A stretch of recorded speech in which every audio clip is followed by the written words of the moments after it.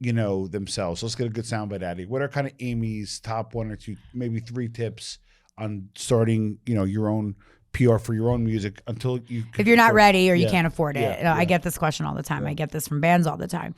I always tell them, whatever you do, play locally and make friends with your people in your local market.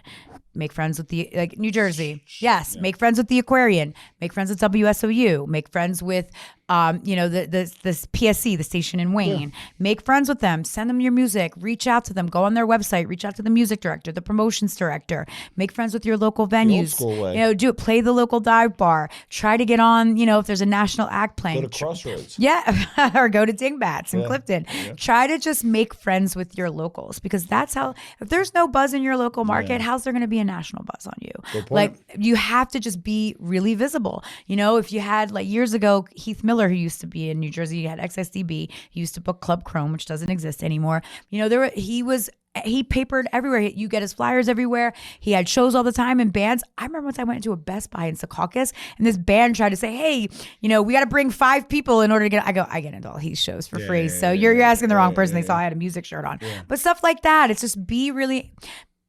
nobody's going to work harder for your band than you. And you'll get to a point where you don't have to, all you have to do is work on making music and playing live. And then you'll be able to pay people to do the rest of that for you. But you got to start that buzz yourself, because it's not going to just happen in a vacuum, or it's just not going to magically happen. It's never going to be overnight. And if it is, it was a really long night, and there was probably a big bender that you were on, but you really just have to keep your eye on the prize, and you really have to want it, because it's competitive out there. Right. It's like even working in the music industry, it was competitive to get in. You got to want it, and you got to show why you should pick me, why I pay attention to me, why.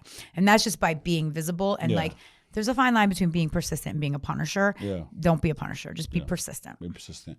Now, what about somebody who's looking to get into PR and kind of be on the other side where you are? And, is it, should they maybe scope out clients that they want to pick up?